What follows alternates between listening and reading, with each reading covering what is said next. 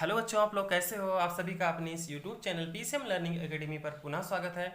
तो बच्चों, आप लोगों को देख के ही पता चल गया होगा कि यह वीडियो आप लोगों के लिए कितना इंपॉर्टेंट है। यानी इस वीडियो में मैं आज क्लास 12 फिजिक्स पार्ट फर्स्ट का जो फर्स्ट चैप्टर है उससे जितने भी इम्पोर्टेंट क्वेश्चन पूछे जा सकते हैं बोर्ड एग्जाम में, वो सभी क्वेश्चन को लेकर आया हूँ। थ्योरी तो आप बहुत पढ़ चुके होंगे, लेकिन बोर्ड एग्जाम में न्यूमेरिकल वाले क्वेश्चन भी पूछे जा सकते हैं। यानी यहाँ पर मैं उन्हीं क्वेश्चन को लेकर आया हूँ जो सिर्फ बोर्ड एग्जाम में पूछा जा सकता है, इससे बाहर कुछ नहीं होगा। यानी उन्हीं क्वेश्चन को मैं लेकर आया हूँ जो पूछा जाएगा तो सिर्फ इसी में से, नहीं तो नहीं। तो चलिए शुरू करते हैं। सभी इंपॉर्टेंट न्यूमेरिकल जो परीक्षा में पूछे जा सकते हैं और इससे बाहर एक भी प्रश्न नहीं होगा, आप अभी देख सकते हैं। ठीक, तो सबसे पहले हम न्यूमेरिकल के लिए कुछ महत्वपूर्ण फार्मूले को सीखेंगे और समझेंगे कि कौन कौन ऐसे महत्वपूर्ण फार्मूले हैं जो हमें याद रखना है। ठीक है, अगर इन्हीं फार्मूले को हम याद कर लेते हैं तो ज़्यादा हमें अभ्यास करने की ज़रूरत नहीं है। सिर्फ अगर फार्मूला हमें याद है तो कोई भी क्वेश्चन आ जाएगा तो हम उसे सोल्व कर सकते हैं। ठीक, तो ज़्यादा रोल यहाँ पर फार्मूले का है। अगर आपको फार्मूला पता है तो कोई भी क्वेश्चन आप आसानी से सोल्व कर सकते हैं, तो आपका समय भी बच जाएगा ज़्यादा अभ्यास करने से, यानी ज़्यादा क्वेश्चन लगाने से। ठीक, तो सबसे पहला क्वेश्चन यहाँ पर है Q is equal to N E. ये याद रख लेना, Q चार्ज है, N क्या नंबर ऑफ इलेक्ट्रॉन है, E जानते ही आप क्या है, आवेश है। यानी 1.6 इंटू 10⁻⁻19 कूलाम। ठीक है, ये इलेक्ट्रॉन का चार्ज है। दूसरा फार्मूला है F it is equal to 1/4πε0 Q1 into Q2 upon R square. ये फोर्स निकालने के लिए है, यानी बल निकालने के लिए। दो चार्जों के बीच में जब कहेगा बल निकालने के लिए तो ये वाला फार्मूला लगेगा। ठीक है, 1/4πε0 का मान होता है 9.0 इंटू 10⁹। ठीक, और ε0 का मान होता है 8.854 into 10⁻⁻12। Electric field find out करने के लिए बोलेगा, यानी विद्युत क्षेत्र की तीव्रता फाइंड आउट करने के लिए बोलेगा, तो ये हो जाएगा 1/4πε0 Q/r²। ठीक है, फोर्स याद रखना है आपको। फोर्स याद रखना है तो वहां से आप जो टेस्ट चार्ज होता है उस टेस्ट चार्ज को हटा देना, फिर वही फार्मूला आपका बच जाएगा, यानी एक Q यहाँ से हटा देना। ठीक है, इलेक्ट्रिक फील्ड में सिर्फ एक ही चार्ज होता है और फोर्स में दो चार्ज होता है। ठीक है, फिर एक रिलेशन F और Q में बनता है, F it is equal to Q into E। F क्या है, फोर्स है, Q क्या है, चार्ज है, E क्या है, इलेक्ट्रिक फील्ड है। जब आपको चार्ज दिया जाएगा, इलेक्ट्रिक फील्ड दी जाएगी तो बोला जाएगा फोर्स निकालो, यानी फोर्स दिया जाएगा आपको, चार्ज दिया जाएगा, बोला जाएगा इलेक्ट्रिक फील्ड निकालो, विद्युत क्षेत्र की तीव्रता निकालो। तो ये फार्मूला आप यूज कर सकते हैं।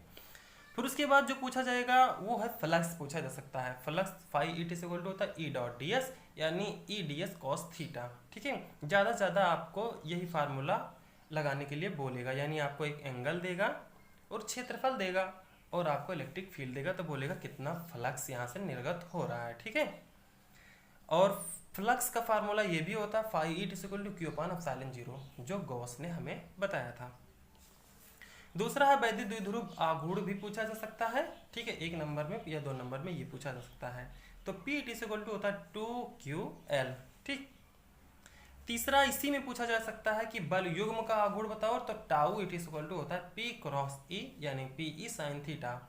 यानी आपको वैद्युत द्विध्रुव का आघूर्ण दिया जाएगा, इलेक्ट्रिक फील्ड दी जाएगी और एक एंगल दिया जाएगा। ठीक है, चलिए ध्यान रखना कि फ्लक्स में कॉस थीटा होता है और बल युग्म के आघूर्ण में साइन थीटा। ठीक है, यहाँ पर क्या होता है E ds साइन थीटा, यहाँ पर होता है E ds कॉस थीटा, यहाँ पर PE साइन थीटा। चलते हैं दूसरे फार्मूले पर। एक फार्मूला ये है कि अनंत लंबाई के एक समान आवेशित तार के निकट विद्युत क्षेत्र की तीव्रता ज्ञात करनी है। तो E is equal to λ/2/ε0 into r। Lambda क्या होता है, आवेश का घनत्व होता है। ठीक है, यानी चार्ज डेंसिटी। 2/ε0 से आप परिचित ही हैं। r क्या है, ये दूरी है। ठीक है, उस तार से। और तीसरा फार्मूला है कि किसी गोलीय कोश के कारण विद्युत क्षेत्र की तीव्रता, और गोलीय कोश के कारण विद्युत क्षेत्र की तीव्रता में आपको दो फार्मूला याद रखना है। ठीक है, एक होता है गोलीय कोश के बाहर किसी बिंदु पर विद्युत क्षेत्र की तीव्रता, तो σ/ε0 कैपिटल R²/r²। ठीक है, यानी ये गोलीय कोश है।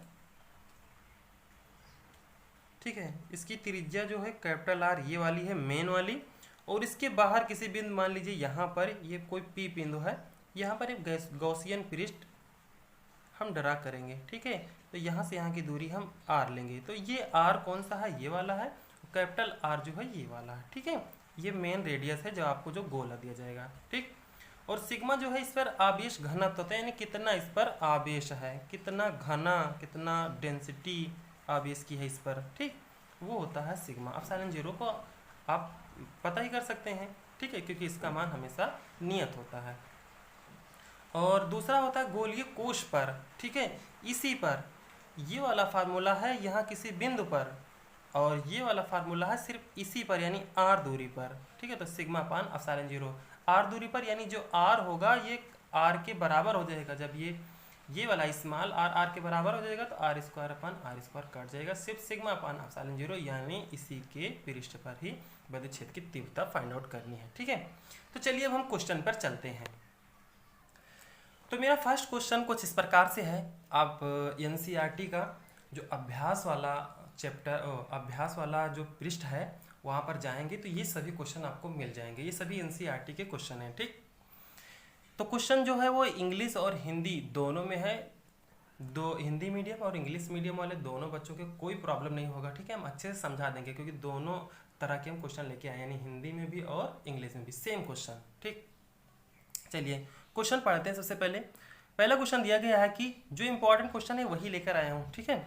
दिया है कि 0.4 माइक्रोकूलम आवेश के किसी छोटे गोले पर किसी अन्य छोटे आवेशित गोले के कारण वायु में 0.2 न्यूटन बल लगता है, यदि दूसरे गोले पर 0.8 माइक्रोकूलम आवेश हो तो पहला क्वेश्चन दोनों गोलों के बीच कितनी दूरी है। दूसरा क्वेश्चन दूसरे गोले पर पहले गोले के कारण कितना बल लगता है, ठीक है। इसी को अगर हम इंग्लिश में पढ़ते हैं क्वेश्चन, फिर हम खटाक से हम क्वेश्चन को सोल्व करते हैं, ठीक। The electrostatic force on a small sphere of a charge 0.4 microcoulomb due to another small sphere of charge 0.8 microcoulomb in air is 0.2 newton, ठीक है। इतना का फोर्स है। तो फर्स्ट क्वेश्चन है कि what is the distance between two sphere, what is the force on the second sphere due to first, ठीक है। आप किताब लेकर बैठ सकते हैं, ठीक है। यहाँ से वहाँ से आप इंग्लिश में अपना क्वेश्चन देखिए और हिंदी मीडियम वाले हिंदी में अपना क्वेश्चन देखिए, मैं सोल्व कराता हूँ, ठीक। चलिए तो सबसे पहले हम पता करते हैं कि यहाँ पर कौन सा फार्मूला लग सकता है। तो यहाँ पर देखेंगे दिया क्या क्या है, ठीक है, गिवन क्या क्या है। तो आपको दिया गया चार्ज, दिया गया 2 चार्ज दिया गया है, ठीक है। तो 2 चार्ज देखते ही, और यहाँ पर फोर्स भी दिया गया है, यानी बल भी दिया गया है, तो बल से वो 2 चार्ज देखते ही मुझे पता चल गया कि फोर्स वाला फार्मूला लगेगा, ठीक है। एक चार्ज दिया गया है यहाँ पर 0.4 माइक्रोकूलम, तो माइक्रोकूलम को हमें कूलम में चेंज करना है, ठीक है। तो इसके लिए हम 0.4 × 10⁻⁻6 से मल्टीप्लाई कर देंगे, ठीक। तो ये हो जाएगा कूलम में। दूसरा चार्ज हमको दिया गया है, ठीक है, वो है 0.8 माइक्रोकूलम, ठीक है। इसको हम कूलम में चेंज करेंगे, 0.8 × 10⁻⁻6 ये कूलम में आ जाएगा, ठीक है। और क्या दिया गया है हमें, फोर्स दिया गया। फोर्स कितना दिया गया, 0.2 न्यूटन यहाँ पर फोर्स दिया गया है, ठीक। और तो कुछ नहीं दिया गया, हाँ कुछ नहीं दिया गया। तो और क्या होता है फोर्स में, आर भी होता है, ठीक है। ये दूरी है और इसी दूरी को हमें फाइंड आउट करने के लिए बोल रहा है, ठीक है। कह रहे हैं दोनों गोलों के बीच की दूरी क्या हो गई होगी, ये फाइंड आउट करना है। तो हम फार्मूला अभी हमने पढ़ा है कि F it is equal to होता है 1/4πε0 Q1 × Q2/r²। यहाँ पर सब कुछ दिया गया है, बस हमें वैल्यू रखना और खटाक से आंसर लेना, ठीक है। आर यहाँ पर निकालना, तो आर को इधर कर देंगे और एफ को नीचे कर देंगे, ठीक है। तो r² इधर चला जाएगा, तो ये हो जाएगा 1/4πε0 Q1 × Q2/f, ठीक है। यही हमें दूरी निकालना है, ठीक। तो चलिए इसकी वैल्यू को हम रखते हैं, ये r² हो जाएगा 1/4πε0 का मान हमने शुरुआत में जब फार्मूला सिखा रहे थे तो बताया हमने कि इसका वैल्यू होता है 9.0 × 10⁻9, ठीक है। Q1 की वैल्यू यहाँ से रखेंगे हम 0.4 × 10⁻6 और दूसरा वाले वैल्यू रखेंगे Q2 की वैल्यू, ये हो जाएगा 0.8 × 10⁻6, ठीक है। नीचे क्या आ जाएगा, एफ की वैल्यू हो जाएगी 0.2। इतना कर लिया। अब हम सबसे पहले क्या करेंगे, ये 10 की घात वाली यानी 10 की पावर जितना भी है उसको सोल्व करेंगे। ठीक, यहाँ पर देखें 10 की पावर -6, 10 की पावर -6, तो ये क्या हो जाएगा, जब एक ही बेस होता है तो घातें जो होती हैं वो ऐड हो जाती हैं। ठीक है, तो 10 की पावर -6, 10 की पावर -6, 10 की पावर -12 हो जाएगा। तो बहुत ही सफाई से हम इसको सोल्व करेंगे क्योंकि ना कोई माइनस प्लस और ना कोई पॉइंट छूटे, जिससे मेरा सटीक आंसर आए। ठीक, तो सबसे पहले हम पावर को ही सोल्व करते हैं, जब हम आपको सिखा रहे हैं कैसे सोल्व करना है। ठीक है, तो 9 यहाँ पर लिखेंगे, जितने भी पावर के अलावा जो भी वैल्यू इसको एक तरफ कर लो। ठीक है, ये हो जाएगा 0.4 इंटू 0.8। फिर इसके बाद देखिए 10 की पावर -6, 10 की पावर -6, 10 की पावर -12 हो जाएगा, यानी 10 की पावर -12 इंटू 10 की पावर जो ये 9 है ये भी 8 हो जाएगा, यानी 10 की पावर -12 प्लस 9, यानी केवल बचेगा 10 की पावर -3। ठीक, तो यहाँ पर बच जाएगा 10 की पावर -3। और नीचे क्या है भाई, नीचे है 0.2।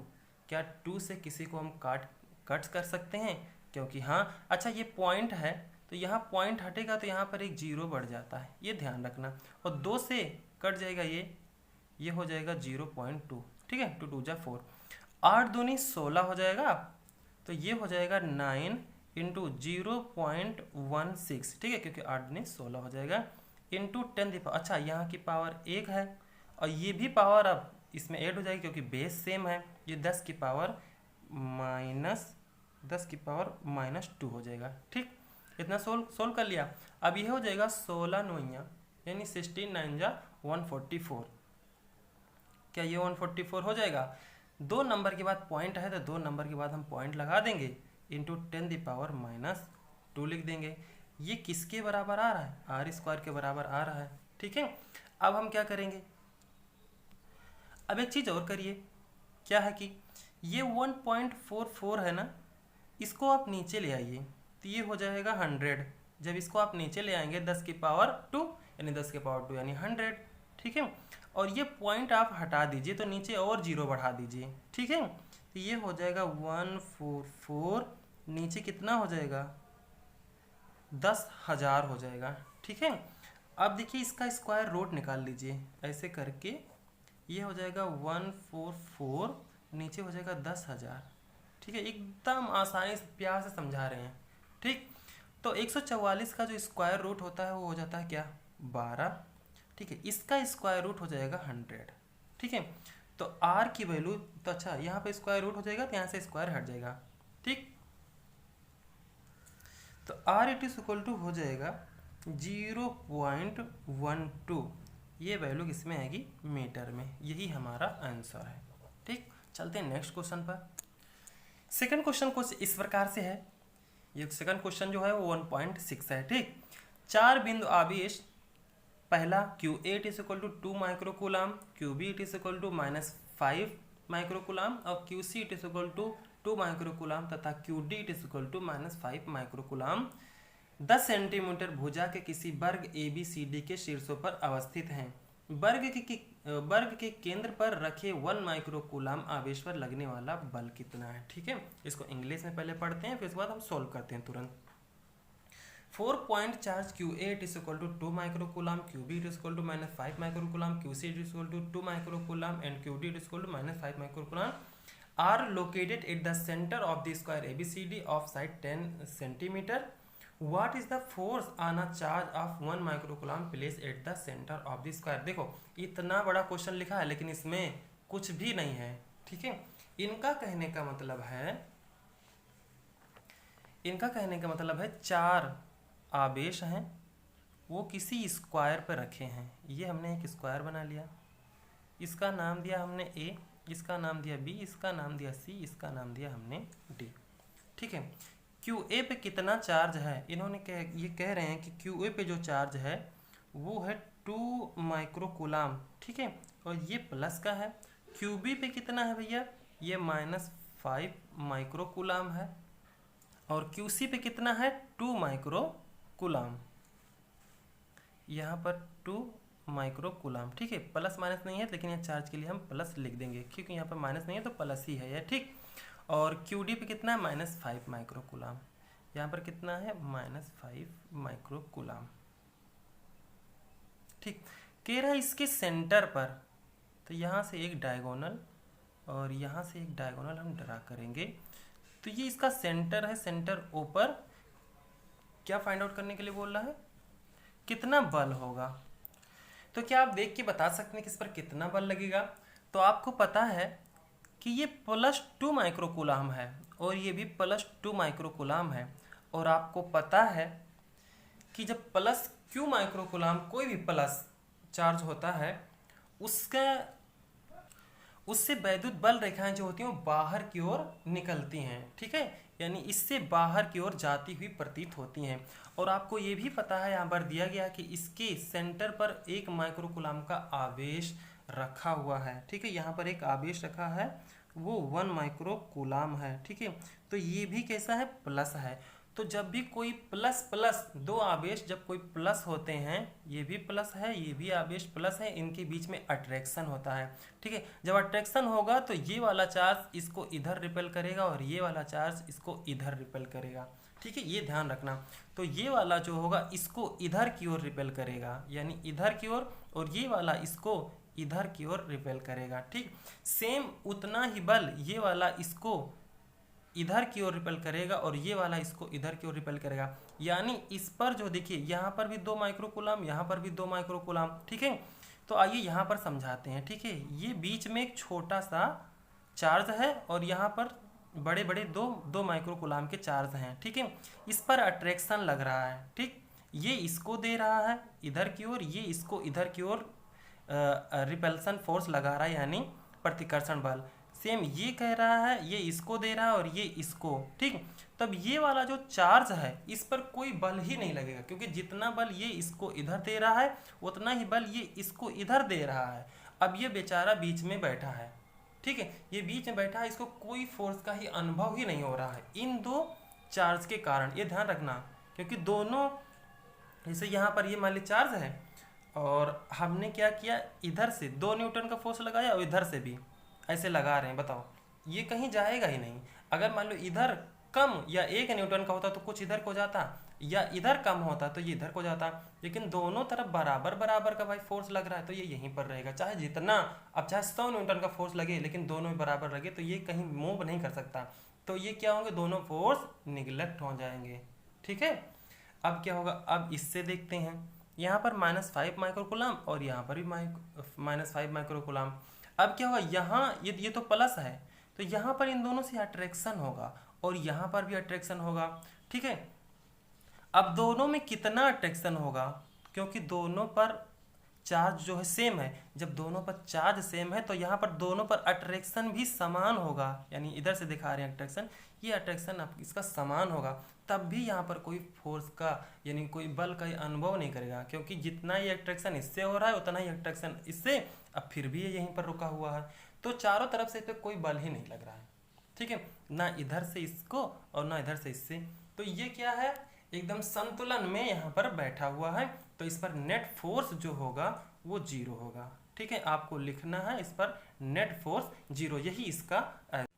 इसी तरह यहाँ पर मैं एक अलग प्रकार का क्वेश्चन लेकर आया हूँ जो एनसीईआरटी में नहीं है। ठीक है, इसे देख लेते हैं, फिर उसके बाद आगे एनसीईआरटी के फिर न्यूमेरिकल हम लगाते हैं। ठीक है, दिया गया है कि संलग्न चित्र में 3 बिंदु ए, बी तथा सी के बीच दूरियां प्रदर्शित हैं। बिंदुओं ए तथा बी पर क्रमशः +1.2 × 10⁻8 कूलाम तथा -1.6 × 10⁻8 कूलाम आवेश स्थित है।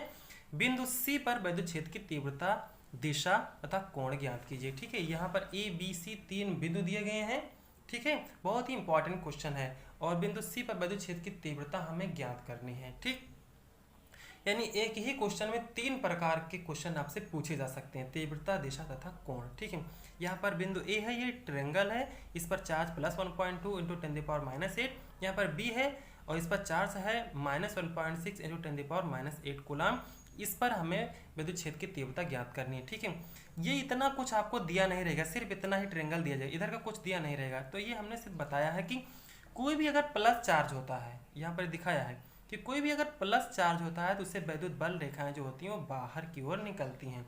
अगर माइनस चार्ज होता है तो वैद्युत बल रेखाएं अंदर की ओर आती हैं। अगर बाहर की ओर जाती हैं तो इसका मतलब वैद्युत क्षेत्र जो होता है वो इससे बाहर होगा, ठीक है।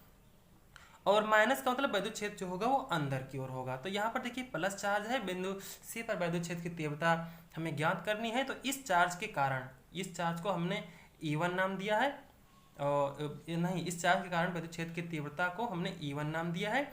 तो यहाँ से वैद्युत क्षेत्र जो होगा वो इधर की ओर होगा। वैसे इस चार्ज से बहुत तरफ यानी चारों तरफ वैद्युत क्षेत्र होगा, लेकिन मतलब नहीं, हमें पूछा सिर्फ सी पर, तो हमें सी से मतलब है।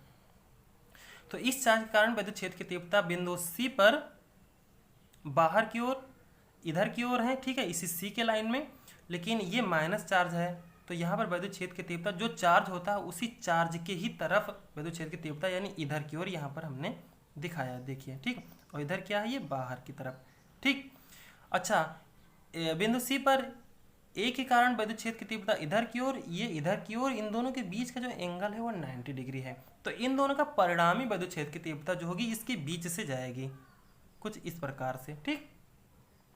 तो परिणामी वैद्युत क्षेत्र की तीव्रता जो होती है वो जुड़ जाती है, ध्यान रखना। E इक्वल टू होता है E1 का स्क्वायर प्लस E2 का स्क्वायर। यानी कभी भी आपने परिणामी निकाला होगा वेक्टर में, आपने मैथ में पढ़ा होगा, फिजिक्स में वेक्टर चैप्टर पढ़ा होगा कि दो वेक्टर ए और बी हो, इनके बीच का परिणामी आपने R इक्वल टू निकाला है अंडर रूट ए का स्क्वायर प्लस बी का square plus 2AB cos theta, ठीक है। अच्छा, यहाँ पर कॉस थीटा क्या है, E1 और E2 के बीच का एंगल, यानी ए और बी के बीच का एंगल, E1 और E2 के बीच का एंगल यहाँ पर 90 डिग्री है, ठीक है। और 90 डिग्री होने के कारण जो हो जाएगा यहाँ पर कॉस 90 रखेंगे, कॉस 90 का मान यानी इतना जीरो हो जाएगा। तो यानी R की वैल्यू सिर्फ यहाँ बचेगी ए का स्क्वायर प्लस बी का स्क्वायर, यानी वही हमने जो E हमें प्राप्त करना है यहाँ पर E की वैल्यू वो हो जाएगी अंडर रूट E का स्क्वायर, तो E1 का स्क्वायर प्लस E2 का स्क्वायर, ठीक है। चलिए फाइंड आउट करते हैं। यही पहले E1 निकालेंगे, E1 1/4 पाई एप्सिलॉन 0, तो Q1/R1 का स्क्वायर, ठीक है। तो 1/4 पाई एप्सिलॉन 0 की वैल्यू हमको पता है 9.0 इंटू 10⁹9, ठीक है। और Q की वैल्यू हमें पता है, यहाँ पर दिया गया है 1.2 इंटू 10⁻⁻8, 1.2 इंटू 10⁻⁻8, और नीचे, ठीक है, इस पूरे की वैल्यू जो होती है वो लिखा जाता है ऊपर 9.0 इंटू 10⁻⁹9, यानी Q1 में इंटू ऊपर की ओर रहेगा, ध्यान रखना। R1 का स्क्वायर देखिए, यहाँ से यहाँ की दूरी जो चार्ज पहला है और सी के, इन दोनों के बीच हमें वैद्युत क्षेत्र की तीव्रता चाहिए, तो इन दोनों के बीच की हमें दूरी चाहिए। 3 सेंटीमीटर है, हमें सेंटीमीटर को मीटर में लिखना है, यानी 3 इंटू 10⁻²। ये होल स्क्वायर होता है तो होल स्क्वायर निकालेंगे, ठीक है। ये किसकी वैल्यू है, ये E1 की वैल्यू है। सेम इसी प्रकार E2 की वैल्यू निकालेंगे तो 9.0 इंटू 10⁻⁻9, यानी ये फार्मूला ये रहेगा, बस Q1 के स्थान पर Q2 रहेगा। और Q2 जो रहेगा कुछ इस प्रकार से रहेगा -1.6 माइनस। और सुनिए, यहाँ पर ध्यान रखना है कि जो चार्ज भले ही माइनस में, लेकिन उसका परिमाण रखना है, यानी उसकी क्वांटिटी रखना है, ठीक है, माइनस में नहीं रखना है, ठीक है। 1.6 इंटू 10⁻⁻8। नीचे यहाँ पर जो दूरी है बी से सी की दूरी वो 4 सेंटीमीटर है, तो इसका मतलब है कि ये 0.4 सेंटीमीटर, पॉइंट में लिखेंगे 4 इंटू 10⁻⁻2 का होल स्क्वायर, ठीक है। ये वैल्यू दोनों उठा के यहाँ पर रख दीजिए, तो E की वैल्यू आ जाएगी। अच्छा, इसे सोल्व भी कर सकते हैं हम। तो E1 को जब हम सोल्व करेंगे तो E1 को सोल्व करने पर हमें वैल्यू मिलेगी 1.2 इंटू 10⁵, ठीक है, सोल्व कर लेना। E2 की वैल्यू जो हमको मिलेगी वो मिलेगी 0.9 इंटू 10⁵। ये वैल्यू उठा के यहाँ पर रखेंगे हम E के स्थान पर, तो अंडर रूट ये हो जाएगा 1.2 इंटू 10⁵ का होल स्क्वायर प्लस 0.9 इंटू 10⁵ का होल स्क्वायर, ठीक है। होल स्क्वायर करेंगे यहाँ पर तो ये हो जाएगा अंडर रूट 1.44, यानी 12 का स्क्वायर करेंगे 12 हम 144 हो जाता है, और यहाँ पर हो जाएगा 10⁻10, ठीक है। ये गुणा में घातें जो होती हैं वो मल्टीप्लाई हो जाती हैं, ठीक है। यहाँ प्लस 9 हो जाएगा यानी 0.81 इंटू 10 की पावर, यहाँ पर 5 दूनी 10 हो जाएगा। ठीक, 10 की पावर 10 स्क्वायर रूट से बाहर निकलेगा तो इसका आधा हो जाएगा यानी 10 की पावर 5 हो जाएगा। ठीक है, 10 की पावर 5 हो जाएगा। अंदर क्या बचेगा 1.44 और 0. इसको ऐड करेंगे तो ये हो जाएगा 2.25। इसका स्क्वायर रूट निकलिए 225 15 का स्क्वायर रूट होता है। ठीक है, आप इस तरह भी सोल्व कर सकते हैं, एकदम तोड़ तोड़ के बता रहे हैं। इसको लिख दीजिएगा 225, पॉइंट है तो नीचे 2 जीरो बढ़ा दीजिए। अब आपको पता है 225 का स्क्वायर रूट 15 होता है और 100 का 10 होता है। ठीक है, और 10 की पावर 5 ये इंटू में है, यहाँ पर जीरो हटाइए तो यहाँ पर पॉइंट लगा दीजिए। ठीक है, 1.5 इंटू 10 की पावर 5, ये भी तो इंटू में है, यही इसका क्या हो जाएगा आंसर हो जाएगा। ठीक है, ये परिणामी विद्युत क्षेत्र की तीव्रता हो जाएगी। चलते हैं नेक्स्ट क्वेश्चन पर। एनसीईआरटी का 1.8 क्वेश्चन नंबर 1.8 है कि दो बिंदु आवेश Q8 इज इक्वल टू 3 माइक्रोकूलाम तथा Qb इज इक्वल टू -3 माइक्रोकूलाम निर्वात में एक दूसरे से 20 सेंटीमीटर की दूरी पर स्थित हैं। तो क्वेश्चन नंबर 1 पूछ रहा है कि दोनों आवेशों को मिलाने वाली रेखा AB के मध्य बिंदु O पर विद्युत क्षेत्र की तीव्रता क्या है। ठीक है, और दूसरा क्वेश्चन है कि यदि 1.5 इंटू 10⁻⁹ कूलाम का कोई ऋणात्मक परीक्षण आवेश इस बिंदु पर रखा जाए तो यह परीक्षण आवेश कितने बल का अनुभव करेगा। ठीक है, अभी हमें चित्र बना के मैं बताता हूँ। ठीक, एक बार इसी क्वेश्चन को इंग्लिश में पढ़ लिया जाए कि 2 point charge Q8 is equal to 3 microcoulomb and Qb is equal to -3 microcoulomb are located 20 centimetre apart in vacuum. ठीक है, हिंदी मीडियम का बच्चा है जो उसे बढ़ा के देख सकता है, यानी इंग्लिश का ना पढ़े, और इंग्लिश मीडियम का है वो थोड़ा वेट कर ले, इंग्लिश मीडियम का मिले नहीं थोड़ा वो भी बढ़ा सकता है। तो क्वेश्चन ए है कि what is the electric field mid point A B the two charge, और बी है if your negative test charge of magnitude 1.5 into 10⁻⁹ coulomb is place at this point what is the force experienced by the charge. ठीक, चलिए question पे हम चलते हैं और solve करने की कोशिश करते हैं कि यहाँ पर दिया है दो बिंदु आवेश QA और QB निर्वात में एक दूसरे से 20 सेंटीमीटर की दूरी पर रखे हैं। चलिए ठीक है, मान लीजिए एक बिंदु ये है और एक बिंदु ये है, ये चार्ज रखा हुआ है, ये A है और ये B है, इसको हमने मिला दिया, ये कोई मिड पॉइंट है। ठीक है, मिड पॉइंट हमने इसको O मान लिया, यानी मध्य बिंदु O पर विद्युत क्षेत्र की तीव्रता हमें ज्ञात करनी है यहाँ पर। तो यहाँ पर चार्ज कितना है, यहाँ पर चार्ज है 3 माइक्रोकूलाम, अच्छा ये प्लस में है 3 माइक्रोकूलाम, यहाँ पर -3 माइक्रोकूलाम है। ठीक, आपको अभी मैंने बताया, अच्छा यहाँ से यहाँ तक की बीच की दूरी जो है वो 20 सेंटीमीटर है।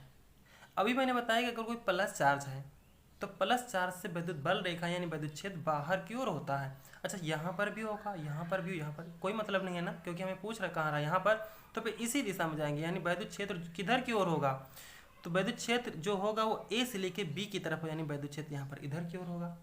और फिर हमने बताया अगर माइनस चार्ज है कोई तो विद्युत बल रेखा जो आती हुई प्रतीत होंगी, अब आती हुई यहाँ से भी प्रतीत होंगी, यहाँ से मतलब कहाँ है, हमें O से मतलब है तो यहाँ से आती हुई प्रतीत होगी। अच्छा, इसके कारण विद्युत क्षेत्र हमने मान लिया क्या E1 है और इसके कारण मान लिया हमने क्या E2 है, तो दोनों विद्युत क्षेत्र किधर की ओर हैं, B की ही तरफ है, यानी A के कारण विद्युत क्षेत्र जो है वो भी B की तरफ और इस B के कारण भी विद्युत क्षेत्र भी इसी की तरफ, यानी विद्युत क्षेत्र दोनों इधर ही हैं। तो क्या विद्युत क्षेत्र दोनों जो है वो ऐड हो जाएंगे, हम कहेंगे हाँ। तो ये टोटल विद्युत क्षेत्र E2 इक्वल टू हो जाएगा क्या E1 प्लस E2, ये ध्यान रखना। अब देखिए सबसे पहले हम E1 निकालेंगे। ठीक है, विद्युत क्षेत्र E1 किस पर, बिंदु O पर। अच्छा, बिंदु O पर निकालेंगे, चार्ज इसके कारण, तो इस दोनों के बीच का हमें दूरी लेना है। टोटल 20 सेंटीमीटर मिड पॉइंट बोल रहा है, तो क्या इतनी दूरी 10 सेंटीमीटर, क्या इतनी दूरी 10 सेंटीमीटर O से लेके B तक, कहोगे हाँ। तो आपको सब कुछ मिल गया। तो फार्मूला क्या होता है, फार्मूला E इक्वल टू यानी E1 का जब निकालेंगे तो 1/4πε0 Q/r²। अच्छा, हम यहाँ से यहाँ तक का दूरी ले रहे हैं, चार्ज ये वाला ले रहे हैं, तो चार्ज की वैल्यू यही ना रखेंगे हम, तो ये रखेंगे हम यानी यही वैल्यू आपने देखा कि E1 की वैल्यू सेम आई और E2 की वैल्यू दोनों की सेम आई। और जब सेम आई तो इसी को हमने दो पर इंटू टू कर दिया। जब दो बार लिखा है तो दो से मल्टीप्लाई करके एक ही वैल्यू हमने लिख दिया, ठीक है, सेम वैल्यू आई। ठीक, तो परिणामी जो होगा वो इन दोनों को जोड़ने पर 2 टाइम्स हो जाएगा। यहाँ पर हम वैल्यू रखेंगे, बस इसी को हम सॉल्व कर लेंगे। ठीक है, तो 9 दूनी 18, 18 तिया 54, बाकी सोल्व कर लेना। ये आ जाएगा 5.4 इंटू 10⁶। ठीक है, 10⁶ न्यूटन पर कूलाम। ठीक है, ये क्या है, वैद्युत क्षेत्र आ जाएगा। ठीक, इसमें कुछ नहीं करना, बस खाली क्या करना है, इसका स्क्वायर करना है। तो स्क्वायर करेंगे 10⁻² आ जाएगा, या 10⁻², इसका स्क्वायर करें 10⁻⁴ आ जाएगा। और यहाँ पर भी इसका स्क्वायर कर देंगे तो ये हो जाएगा 100 हो जाएगा। 100 यानी 10⁻², तो 10⁻², यहाँ पर 10⁻², तो नीचे बचेगा सिर्फ 10⁻², ऊपर जाएगा प्लस में हो जाएगा, ये 8 हो जाएगा। ठीक है, और ये 8 हो जाएगा तो सिर्फ पावर से और पावर बेस सेम रहेगा, तो फिर घातें जुड़ जाएंगी, यानी -11, तो 10⁻⁶ यानी 10⁵ बचेगा। ठीक, अगर 5 आएगा तो यहाँ पर 5 लिख देना, अगर 6 आएगा तो 6। ठीक है, 5 आ रहा है इस प्रकार से तो 5 लिख देना। ठीक है, वो तो अगर वैल्यू सही रखा है तो फिर आंसर भी सही आएगा। ठीक है, वो तो सोल्व करने पे है। ठीक है, और भी क्वेश्चन बताना है, नहीं तो अभी पूरा सोल्व करते हैं, क्योंकि सोल्व करना इसमें क्या है। चलते हैं नेक्स्ट क्वेश्चन। और मैंने पहला क्वेश्चन इसीलिए तोड़ तोड़ के बताया कैसे पावर को ऐड करेंगे, कैसे जोड़ेंगे, क्योंकि वो आप सीख चुके हैं, आप क्योंकि इंटर में पहुंच चुके हैं, तो वो चीज़ बताना बेकार है। ठीक, ज़्यादा क्वेश्चन करने वाले हैं हम, अगर वो भी नहीं आएगा। चलिए नेक्स्ट क्वेश्चन पर चलते हैं। तो नेक्स्ट क्वेश्चन कुछ इस प्रकार से है कि किसी निकाय में दो आवेश Q8 = 2.5 इंटू 10⁻⁷ कूलाम तथा Qb = -2.5 इंटू 10⁻⁷ कूलाम क्रमशः दो बिंदुओं A 0,0, -15 सेंटीमीटर और दूसरा बिंदु जो B है वो 0,0 + 15 सेंटीमीटर पर अवस्थित है। निकाय का कुल आवेश तथा वैद्युत द्विध्रुव आघूर्ण क्या है। ठीक है, तो ये क्वेश्चन इंग्लिश में कुछ इस प्रकार से है कि a system has two charge Q8 = 2.5 into 10⁻⁷ coulomb and Qb = -2.5 into 10⁻⁷ coulomb located at a point A 0,0 -15 centimetre and B 0,0 + 15 centimetre respectively.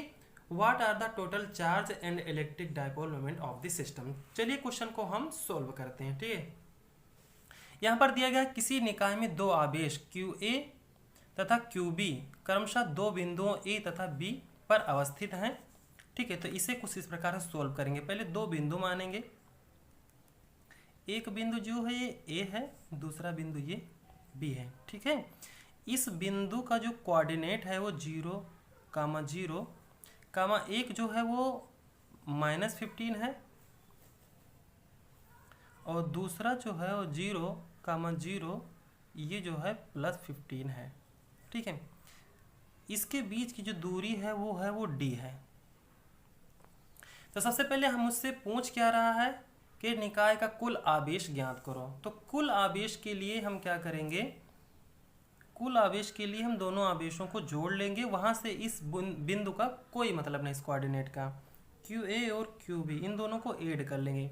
अच्छा, जब ऐड करेंगे तो QA की वैल्यू कितना है, ये है 2.5 इंटू 10⁻⁷ और दूसरा है, एक प्लस में है दूसरा माइनस में है, -2.5 इंटू 10⁻⁷। ठीक है, एक माइनस में दूसरा प्लस में, ये हो जाएगा 0, यानी टोटल जो आवेश होगा, टोटल आवेश Q टोटल जो होगा वो 0 है। ठीक है, एक आंसर तो ये हो गया कि टोटल आवेश 0 है। अब ये दूसरा क्वेश्चन क्या कह रहा है कि वैद्युत द्विध्रुव का आघूर्ण क्या है। तो वैद्युत द्विध्रुव का आघूर्ण आपको पता है कि P = एक चार्ज, कोई भी एक चार्ज इन दोनों में से ले लेंगे। इस पर चार्ज आपको पता है कितना है, इस पर है 2.5 इंटू 10⁻⁷ और इस पर चार्ज है वो 2.5 इंटू 10⁻⁷। यहाँ पर प्लस में है और यहाँ पर -7 है, ये किस में है, कूलाम में। ठीक है, तो कोई भी एक चार्ज चाहे QA ले लें और चाहे QB, क्योंकि दोनों की क्वांटिटी यानी परिमाण जो है सेम है। ठीक है, तो दो बिंदुओं के बीच कभी भी वैद्युत द्विध्रुव का आघूर्ण निकालना हो तो दोनों में से कोई एक चार्ज, इस पर कोई भी एक चार्ज ले लेना और इन दोनों के बीच का जो डिस्टेंस है यानी ये डी ले लेना। तो चार्ज तो हमें पता है लेकिन डिस्टेंस नहीं पता, तो इसीलिए बिंदु दिया गया कि आप डिस्टेंस निकालो। तो डिस्टेंस निकालने के लिए एक फार्मूला होता है, अभी मैं ट्रिक भी बताता हूँ, ठीक है। तो ये फार्मूला देखिए, पहली बात तो ये कुछ इस प्रकार से रखे गए हैं, इसका कोऑर्डिनेट इस प्रकार से बनेगा, ये x है, ये y है, ये z है, ठीक है। ये प्लस का z है और ये इधर की ओर माइनस का z है, ठीक है। इस पर जो बिंदु है वो 0,0 इधर प्लस रखेंगे और इधर a वाला, ये a पॉइंट है, ये b पॉइंट है, 0,0 ये -15 रखेंगे, ठीक है। तो इन दोनों के बीच का जो डिस्टेंस है, हमने एक फार्मूला पढ़ा है जो 9th और 10th से हम पढ़ते चले आ रहे हैं कि दो बिंदु हों और उस पर मान लीजिए कोई पॉइंट x1, y1, z1 और इस पर x2, y2, z2 दो बिंदु होंगे, तो इन दोनों के बीच का जो डिस्टेंस d होगा वो कुछ इस प्रकार से आता है, x2 माइनस x1 का whole square plus y2 minus y1 का whole square plus z2 minus z1 का होल स्क्वायर, ठीक है। अच्छा, यहाँ पर x1 y1 z1, यहाँ पर देखिए तीन बिंदु x1 y1 z1, x1 कामा ये y1 कामा ये z1 है और यहाँ पर ये है x2 y2 कामा z2, ठीक है। अच्छा देखिए, ये x1 y1 0, x2 y2 0, तो यहाँ पर कोई भी वैल्यू x y के रखेंगे वो 0 हो जाएगा, यानी d की वैल्यू सिर्फ किससे निकलेगी, z से निकलेगी, यानी यहाँ पर ये 0 का होल स्क्वायर प्लस 0 का होल स्क्वायर, सिर्फ z की वैल्यू यहाँ पर रख दें। एक z2 की वैल्यू कितनी है यहाँ पर -15 और z1 की वैल्यू +15 है, लेकिन फार्मूले में क्या माइनस, तो ये माइनस हो जाएगा, ठीक। यहाँ पर अंडर रूट नहीं लगेगा, सॉरी, होल स्क्वायर हो जाएगा। तो D it is equal to हो जाएगा अंडर रूट, ये -15 और -15 ये हो जाएगा -30 का होल स्क्वायर, ठीक है। अच्छा देखिए, अंदर में माइनस है, उस ऊपर पावर कैसी है, इवन है, तो ये माइनस से होगा प्लस हो जाएगा, तो ये हो जाएगा 30 का होल स्क्वायर और 30 का स्क्वायर रूट हो जाएगा 30 सेंटीमीटर। अच्छा, इतना करने का जरूरत नहीं, अगर हम कंपटीशन में बैठते हैं तो क्या करेंगे, ये पॉइंट आपको पता है, इस कोऑर्डिनेट का ऑर्डिनेट इसे बोलते हैं, ऑर्डिनेट का जो पॉइंट है वो कैसा है, 0,000 होता है, यानी यहाँ पर 0 सब कुछ होता है, यहाँ x भी 0, y भी 0 और z भी 0, यहीं से किसी भी बिंदु को हम कंसीडर करते हैं, ठीक। तो यहाँ से यहाँ तक कि जब आएंगे z पर तो ये +15 है, ठीक है, z की वैल्यू +15, यहाँ से यहाँ तक जाएंगे z की वैल्यू -15, तो इस पॉइंट A से इस पॉइंट B तक की जो दूरी टोटल 30 सेंटीमीटर, यानी प्लस इधर और -15 इधर, तो टोटल यहाँ से दूरी कितनी है, दूरी की बात करते हैं सिर्फ, तो 30 सेंटीमीटर है। तो यहाँ पर वैल्यू हम रख देंगे, तो ये P इक्वल टू होगा Q इंटू डी। Q की वैल्यू कितनी है, Q की वैल्यू है 2.5 इंटू 10⁻⁷, कोई भी एक वैल्यू रख देंगे क्योंकि दोनों में परिमाण इसका सेम है, ठीक है। कितना है 2.5 इंटू 10⁻⁷, और दूसरा कितना है 30 सेंटीमीटर है ना, लेकिन इसको मीटर में रखेंगे, 0.3 मीटर हो जाएगा। इसको बस हम क्या करेंगे, मल्टीप्लाई कर लेंगे। अच्छा, ये पॉइंट हटेगा तो इस पर ये पावर एक और जुड़ जाएगा, यानी -7 है तो -8 हो जाएगा, और 25 यहाँ कितना हो जाएगा 7.5 यानी 75 हो जाएगा इंटू 10⁻⁸। अच्छा, क्या निकाल लें हम, डायपोल मोमेंट निकाल लेना, यहाँ की डायपोल मोमेंट यानी वैद्युत द्विध्रुव आघूर्ण P की वैल्यू इतनी आ जाएगी, ठीक है। यही हमारा आंसर होगा। चलिए अगले क्वेश्चन पर चलते हैं। क्वेश्चन ये है 1.15, एक समान विद्युत क्षेत्र E equal to 3 into 10⁻³ I दिया गया, यानी ये x एक्सिस पर है, ठीक है। I का मतलब यहाँ पर समझना, ये I कैप है, ये दिशा बता रहा है, ठीक है, कि ये x एक्सिस की तरफ है, न्यूटन पर कूलम इसका यूनिट है। तो आपको क्वेश्चन दिया गया है 2, नंबर 1, इस क्षेत्र का 10 सेंटीमीटर भुजा की वर्ग के उस पार्श्व से जिसका तल YZ तल के समांतर है गुजरने वाला फ्लक्स क्या है। दूसरा क्या है, इसी वर्ग से गुजरने वाला फ्लक्स कितना होगा यदि इसके तल का अभिलंब x अक्ष से 60 डिग्री का कोण बनाता है। ठीक है, पहला क्वेश्चन हम देखेंगे कि वैद्युत क्षेत्र दिया गया है। अच्छा, फ्लक्स फाइंड आउट करने के लिए बोल रहा है, तो फ्लक्स फाइंड आउट करने के लिए आपको एक फार्मूला बताया हमने, phi E it is equal to होता है E D A cos theta. E क्या होता है? वैद्युत क्षेत्र। डी ए या डी एस, कहीं पर डी एस भी लिखा रहेगा, कहीं पर डी ए, कोई एक ही बात है। ठीक है, यस क्या होता है? क्षेत्रफल होता है, जिस क्षेत्रफल से फ्लक्स गुजरेगा। थीटा क्या होता है? उस क्षेत्रफल और ई के बीच का एंगल होता है। ठीक है, यहाँ पर दिया क्या क्या गया है? सिर्फ यहाँ पर दिया गया वैद्युत क्षेत्र। वो कह रहा है 10 सेंटीमीटर भुजा के वर्ग के उस पार से जिसका तल जो है वाई जेड। अच्छा, जो वैद्युत क्षेत्र जो है, अब देखिए इस प्रकार से वैद्युत क्षेत्र किधर की ओर? इधर की ओर है, इधर की ओर वैद्युत क्षेत्र है, यानी इधर वैद्युत क्षेत्र है, ये वाई है, और जड़ जो है इसके ऊपर है। ध्यान रखना ये वाई है, ये जड़ है, और जो ई दिख रहा है ये एक्स है। तो जिधर की ओर ये वैद्युत क्षेत्र है, उधर की ओर अगर वो प्लेन रहता है तब वैद्युत क्षेत्र जो होता है वो मैक्सिमम हमको प्राप्त होता है। ठीक है, अगर इसका कहने का मतलब है कि ई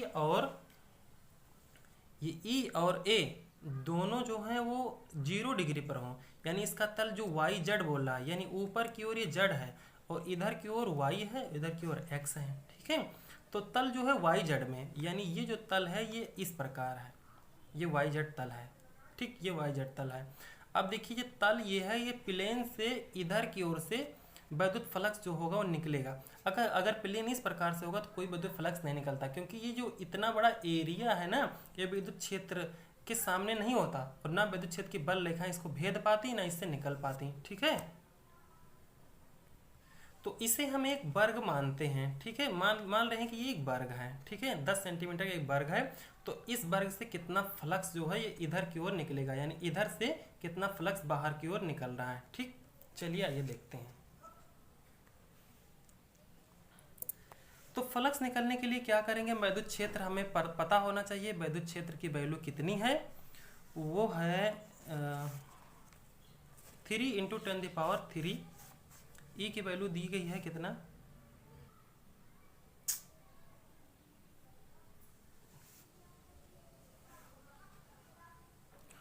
ओ सॉरी, यहाँ पर दिया गया है जो इसका, कहाँ गया क्वेश्चन? 10 सेंटीमीटर भुजा के वर्ग। हाँ, 10 सेंटीमीटर भुजा का वर्ग दिया गया है।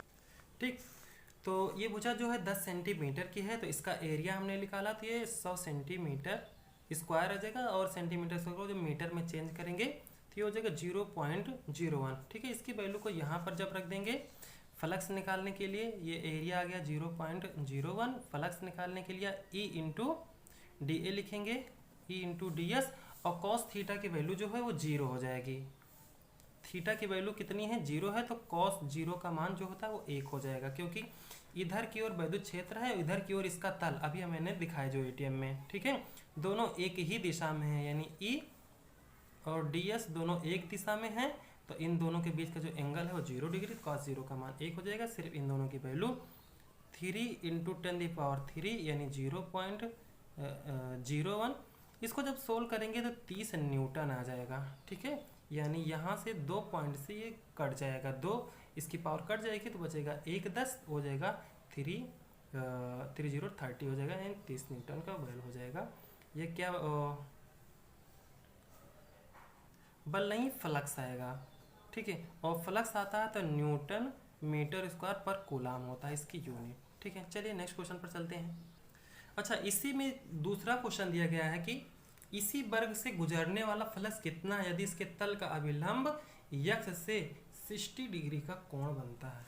ठीक है, कह रहे हैं 60 डिग्री, कुछ करना नहीं है, सिर्फ यही फार्मूला लगाना है, phi E is equal to E D S cos theta, सब वैल्यू वही रखना है, यानी 3 × 10⁻³ डी एस की वैल्यू कितना रखा है? 0.01, और कॉस थीटा यानी थीटा के साथ आप 60 डिग्री रख देना है, यानी कॉस 60। कॉस 60 की वैल्यू आपको पता है, ये 3 × 10⁻³ यानी 0.01, कॉस 30 की कॉस 60 की वैल्यू 1/2 हो जाएगी। अच्छा, इतना हमने सोल्व किया था, कितना आया था? 30 न्यूटन आया था। ठीक है, तो 30/2 यानी 15 न्यूटन मीटर स्क्वायर पर कूलाम।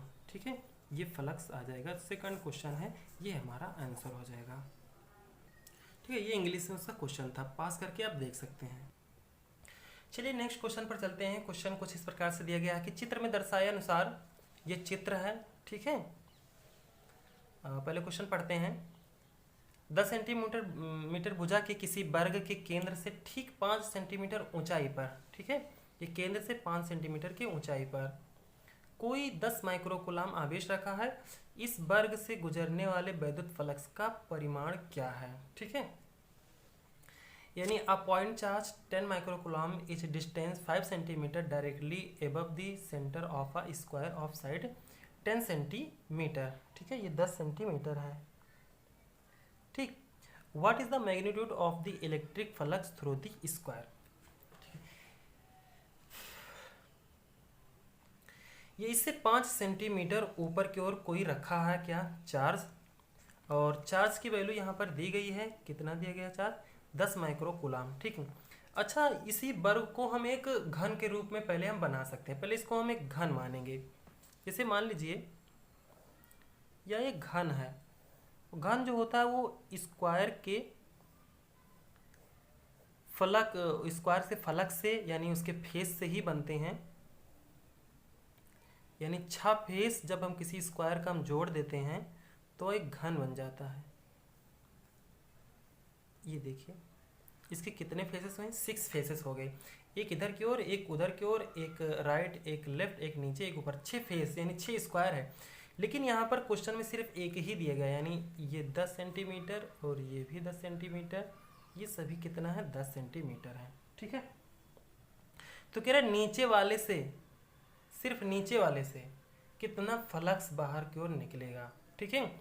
और इसके बीच में 5 सेंटीमीटर ऊपर, इसका मतलब बीच ही में रखा हुआ है, क्योंकि पूरा ये सब कितना है, 10-10 सेंटीमीटर का है, तो बीच में कहीं पर निकला है। तो यहाँ पर कोई चार्ज निकला रखा हुआ है, वो 10 माइक्रोकूलाम का है, तो इससे फ्लक्स कितना निकलेगा, ठीक है। ये फ्लक्स है, वैद्युत बल रेखाएं जो हैं यहाँ से कितनी निकले। आपको पता है कि कोई अगर क्यूब होता है तो क्यूब से, किसी क्यूब से निकलने वाला फ्लक्स जो होता है वो Q/ε0 होता है पूरे क्यूब से। लेकिन कहा जाए एक फ्लक्स से यानी एक से, तो Q/6 हो जाएगा। कितना हो जाएगा, तो phi it is equal to हो जाएगा Q/6 इंटू ε0, यानी 6 फ्लक्स है तो /6 कर देंगे तो एक फ्लक्स है। अगर 2 का कहता तो 2 ऊपर मल्टीप्लाई कर देते और नीचे 6, 3 का कहता 3 ऊपर मल्टीप्लाई नीचे 6, 4 कहता 4 मल्टीप्लाई, अगर 6 कहता 6/6 कट जाता यानी Q/ε0। ये पूरे घन का है। अगर 2 फ्लक्स से कहता तो क्या करते आप, 2 टाइम्स /6 करते थे और Q/ε0, ठीक है। ये एग्जाम में और कंपटीशन में पूछा जा सकता है, ठीक है, इसलिए सिखा दे रहे हैं। 3 कहता हो तो 3/6 है Q/ε0। 3 का मतलब कहता है आधे फेस यानी 1 2 3, 3/2, 3 यानी 3 2 यानी 1/2। तो हमें यही फाइंड आउट करना, तो Q की वैल्यू रख देंगे, ε0 की वैल्यू रख देंगे, ये हमारा आंसर आ जाएगा, ठीक है।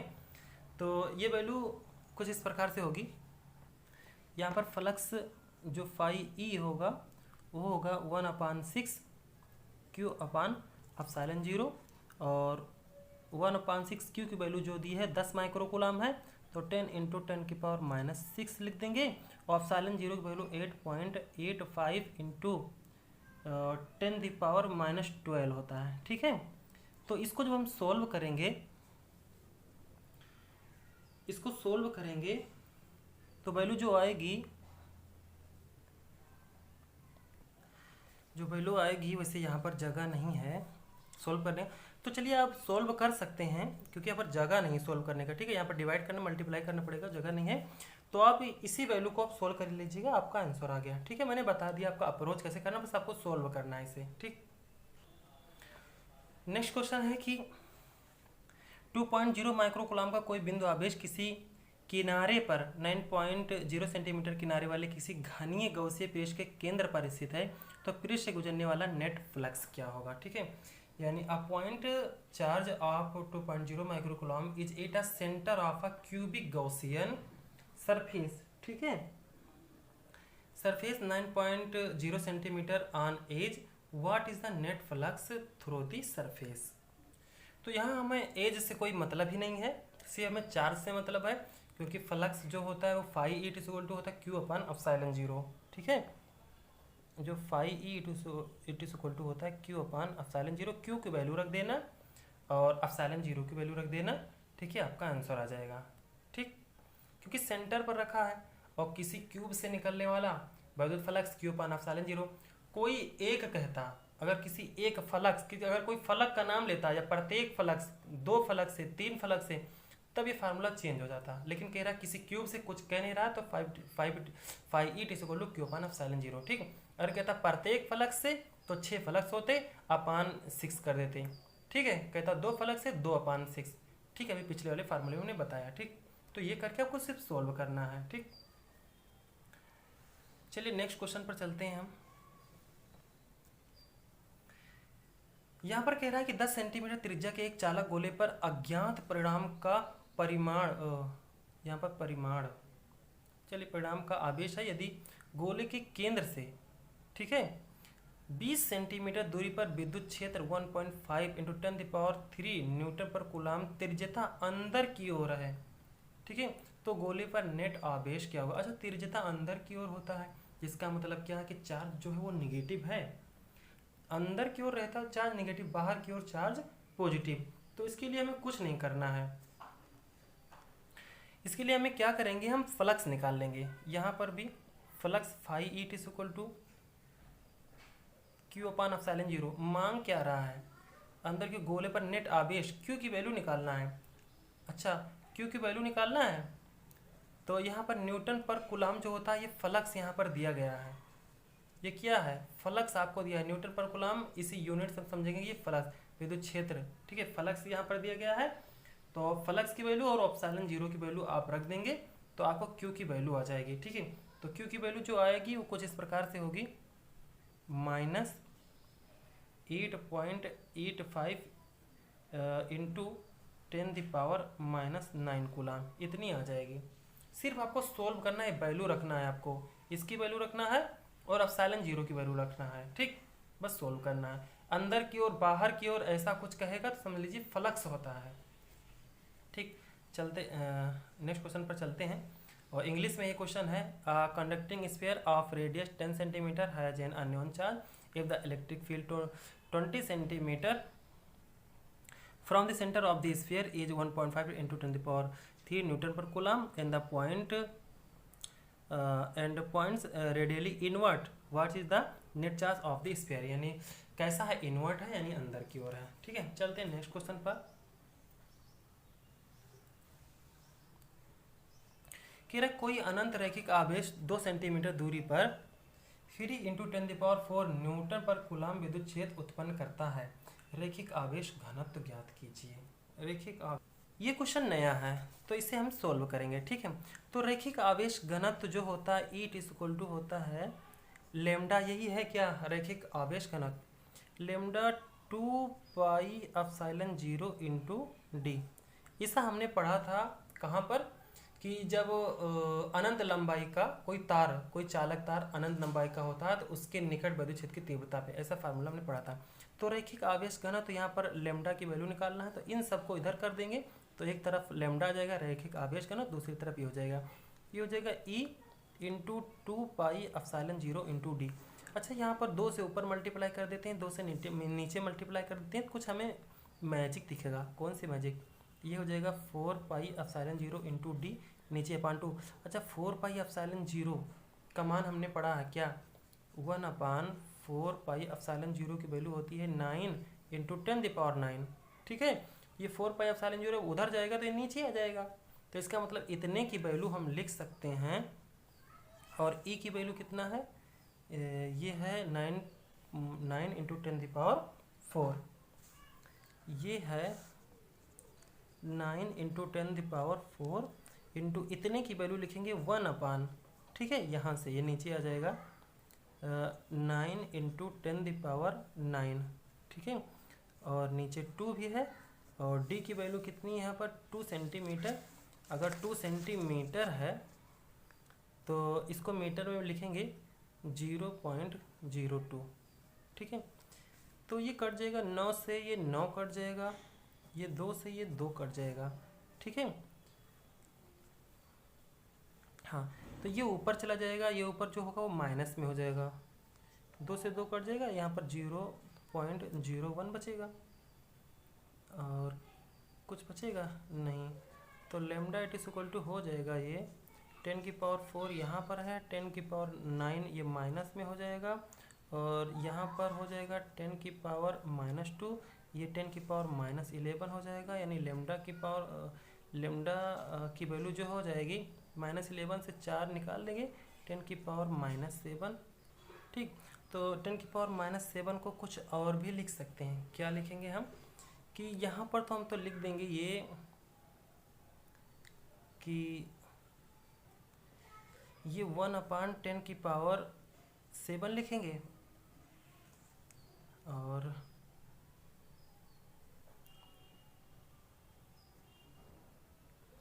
चलिए इसको ऐसे रहने दीजिए, कहीं भूल चूक होगी उसे देख लेना, ठीक है। वैसे इसकी वैल्यू इतनी आ जाएगी, या यहाँ पर आप इस तरह भी कर सकते हैं कि ये 10 की इनवर्स इंटू 10 की पावर -6 लिख सकते हैं। तो ये 10 इनवर्स माइक्रो कूलाम इस तरह भी आ सकता है। देखिए आप देख लीजिएगा।